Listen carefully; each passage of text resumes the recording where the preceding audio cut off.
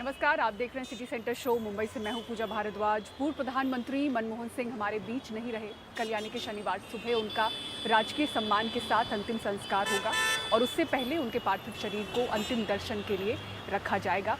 इस बीच केंद्र सरकार ने 7 दिनों का राष्ट्रीय शोक घोषित किया है।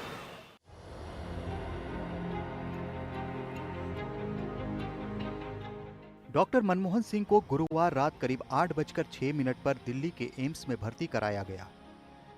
बताया जा रहा है कि वो घर पर ही बेहोश हो गए थे।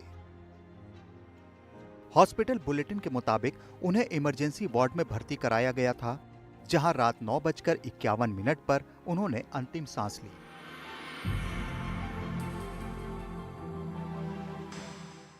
वो पिछले काफी वक्त से बीमार चल रहे थे। उन्हें उम्र से संबंधित तकलीफें थीं, सांस लेने में भी दिक्कत थी। 2009 में उनकी बाईपास सर्जरी भी हुई थी। पहले भी उनकी सर्जरी हो चुकी थी। बताया जा रहा है कि गुरुवार रात अचानक उनकी तबीयत खराब हुई। उन्हें फौरन एम्स ले जाया गया, लेकिन उन्हें बचाया नहीं जा सका। उनके निधन से देश भर में शोक की लहर है। पीएम मोदी ने सोशल मीडिया एक्स पर पोस्ट में लिखा कि भारत अपने सबसे प्रतिष्ठित नेताओं में से एक डॉक्टर मनमोहन सिंह जी के निधन पर शोक व्यक्त करता है। कांग्रेस नेता और लोकसभा में नेता प्रतिपक्ष राहुल गांधी ने शोक जताते हुए एक्स पर पोस्ट किया कि मैंने एक गुरु और मार्गदर्शक को खो दिया है। देर रात ही मनमोहन सिंह का पार्थिव शरीर उनके घर रवाना कर दिया गया। कर्नाटक के बेलगावी में कांग्रेस वर्किंग कमेटी की बैठक चल रही थी। राहुल गांधी और कांग्रेस पार्टी अध्यक्ष मल्लिकार्जुन खड़गे बेलगावी से देर रात दिल्ली पहुंचे। कल डॉक्टर मनमोहन सिंह का अंतिम संस्कार पूरे राजकीय सम्मान के साथ किया जाएगा। भारत सरकार ने 27 दिसंबर 2024 के लिए निर्धारित सभी कार्यक्रम रद्द कर दिए हैं। 7 दिनों का राष्ट्रीय शोक घोषित किया है। Bureau report, NDTV India.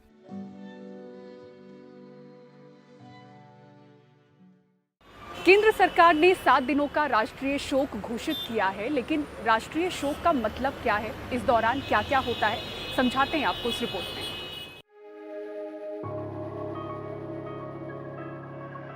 आमतौर पर किसी बड़ी हस्ती के निधन, जिनका देश के लिए योगदान होता है, तो ऐसे में राष्ट्रीय शोक का ऐलान होता है।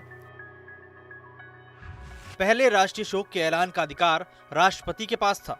केंद्र सरकार की सलाह पर राष्ट्रपति इसका ऐलान करते थे। अब नियमों में बदलाव किया गया है। अब राज्य सरकारों के पास भी अधिकार है कि वो राजकीय शोक का ऐलान कर सकती है। केंद्र और राज्य सरकारें अलग अलग भी ऐलान कर सकती हैं। अब आपको बताते हैं कि राष्ट्रीय शोक में होता क्या है। इस दौरान सरकारी दफ्तरों में राष्ट्रीय ध्वज आधा झुकाया जाता है। किसी औपचारिक या सरकारी कार्यक्रम का आयोजन नहीं होता, सिर्फ विशेष काम ही होते हैं। मनोरंजन के औपचारिक कार्यक्रमों पर भी रोक लगा दी जाती है। किसी भी स्कूल, सरकारी संस्थान में छुट्टी नहीं होती। राष्ट्रपति या पीएम के पद पर रहते मौत होने पर ही छुट्टी होती है, लेकिन केंद्र और राज्य सरकारें चाहें तो छुट्टी का ऐलान कर सकती हैं। शोक कितने दिन का होगा, इसकी कोई सीमा नहीं है। केंद्र और राज्य सरकारें इसका अपने हिसाब से ऐलान करती हैं।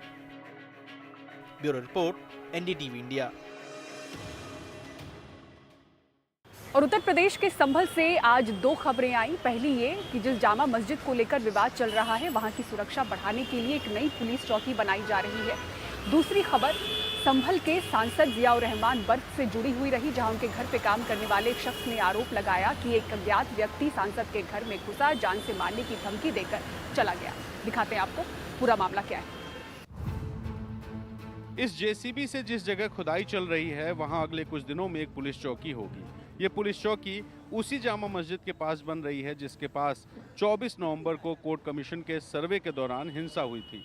हिंसा के बाद से प्रशासन ने जामा मस्जिद के आसपास वाले इलाकों के अलावा हर संवेदनशील जगह पर सुरक्षा व्यवस्था बढ़ा दी है। चूंकि जामा मस्जिद का मामला कोर्ट में है और ये विवाद लंबा चल सकता है, ऐसे में भविष्य को ध्यान में रखते हुए ये फैसला किया गया है। यहाँ जामा मस्जिद और आसपास की संवेदनशीलता को देखते हुए एक स्थायी चौकी बनाई जा रही है, जिससे पुलिस बल आसानी से रह सके और लगातार यहाँ पर सुरक्षा व्यवस्था में कार्य कर सके। वहीं दूसरी तरफ ये आरोप सामने आया कि एक शख्स ने संभल के सांसद जियाउर रहमान बर्ग के घर में घुसकर उन्हें जान से मारने की धमकी दी है। इसको लेकर नखासा थाने में तहरीर भी दी गई है।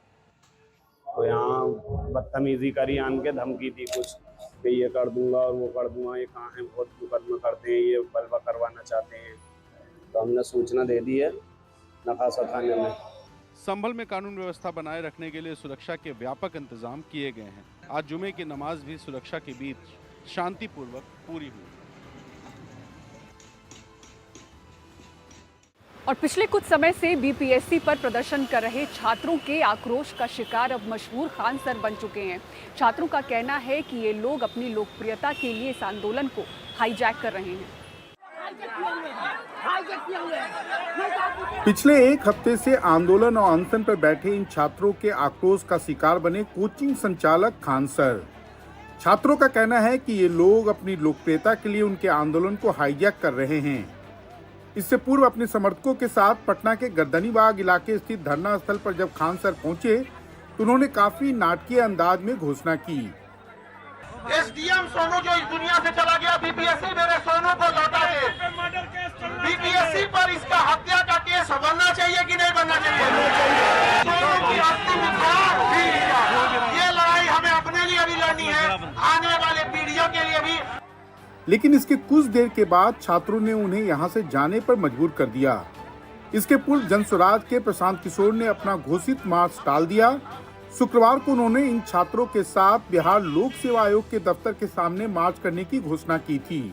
मार्च लोकतांत्रिक तरीके से हो, शांतिपूर्ण तरीके से हो, जायज मांगों के लिए है, तो उस मार्च की अगुवाई करने के लिए प्रशांत किशोर और जनसुराज के साथी उन छात्रों के साथ चलेंगे। फिलहाल छात्रों के अपने आंदोलन से कोचिंग मालिकों को दूर रखने के आज के इस कदम के बाद पटना का जिला प्रशासन राहत की सांस ले रहा है।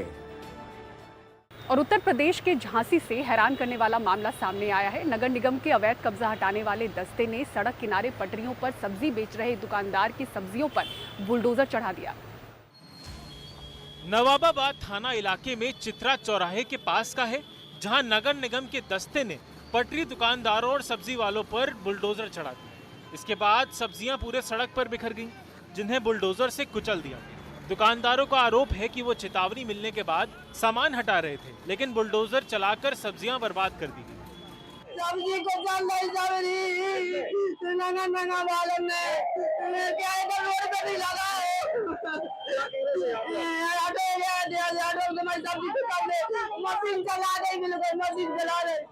नगर निगम के इस बुलडोजर एक्शन से गुस्साए लोगों ने सड़क पर ट्रैफिक जाम कर दिया।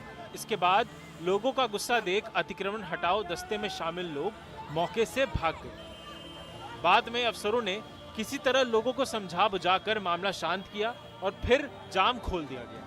नगर आयुक्त का कहना है कि इस तरह की घटना बर्दाश्त नहीं की जाएगी। उन्होंने अतिक्रमण हटाओ दस्ते के प्रभारी के खिलाफ एक्शन की बात कही। ये वीडियो संज्ञान में आया है और ये अतिक्रमण प्रभारी द्वारा अत्यंत ही निंदनीय कार्य किया गया है। इसको हम काफ़ी गंभीरता से लेते हुए अभी उनका स्पष्टीकरण इशू करते हुए उनके विरुद्ध विभागीय कार्रवाई के लिए भी हम रिपोर्ट प्रेषित करेंगे। और उत्तर प्रदेश के बाराबंकी में महिला हैंडबॉल खिलाड़ियों पर मधुमक्खियों का कहर टूट पड़ा। मधुमक्खियों के इस हमले में कई खिलाड़ी और कोच घायल हो गए। ये मामला बाराबंकी के केडी सिंह बाबू स्टेडियम का है, जहां स्टेट लेवल की सीनियर महिला हैंडबॉल चैंपियनशिप चल रही थी। इस दौरान अचानक मधुमक्खियों के झुंड ने हमला कर दिया। मधुमक्खियों का हमला हुआ तो खिलाड़ियों और कोच के बीच अफरा तफरी मच गई। मुकाबला थम गया और सब अपनी जान बचाने के लिए इधर उधर दौड़ने लगे। मधुमक्खियों के डंक से बचने के लिए किसी ने मैदान में बिछी कारपेट को ढाल बनाया तो किसी ने दूसरे मोटे कपड़े को कवच बनाने की कोशिश की।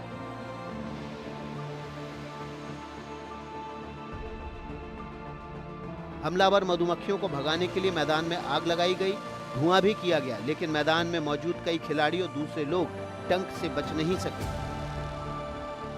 घायलों का पहले तो वहीं प्राथमिक उपचार किया गया, उसके बाद इनमें से कई को जिला अस्पताल में भर्ती कराया गया, जहां इनका इलाज जारी है। मधुमक्खी के डंक का शिकार हुए लोगों की हालत फिलहाल स्थिर बताई जा रही है। और नंदिनी मिल्क के दाम जल्द ही बढ़ सकते हैं। किसान 5 रुपए प्रति लीटर दाम बढ़ाने की मांग कर रहे हैं। आपको बता दें कि नंदिनी मिल्क फेडरेशन ने अपने प्रोडक्ट्स दिल्ली में भी उतारे हैं। नंदिनी मिल्क के दाम जून में बढ़ाए गए थे, लेकिन साथ में दूध की मात्रा भी। यानी टोन्ड मिल्क के दाम आधे लीटर के लिए 2 रुपए बढ़ाए गए तो 500 ml का पाउच 550 ml कर दिया गया। अब मिल्क फेडरेशन 5 रुपए प्रति लीटर दाम बढ़ाने की मांग कर रहा है। जल्द ही मुख्यमंत्री सिद्धरमैया के साथ बैठक होने वाली है। फिलहाल नंदिनी का टोन्ड मिल्क 44 रुपए लीटर, स्टैंडर्ड मिल्क 50 रुपए लीटर और फुल क्रीम यानी समृद्धि 53 रुपए लीटर है, जो कि बाजार में उपलब्ध दूसरे ब्रांड्स की कीमत से कम है। कर्नाटका में किसान प्रतिदिन तकरीबन 1 करोड़ लीटर दूध का उत्पादन करते हैं और सरकार प्रति लीटर किसानों को 5 रुपए सब्सिडी देती है, यानी लगभग 1800 करोड़ रुपए सालाना। और दिल्ली और हिमाचल में किस तरह से मौसम बदल रहा है, दिखाएंगे आपको तस्वीरें और पूरी खबर एक ब्रेक के बाद। आप देखते रहिए सिटी सेंटर शो।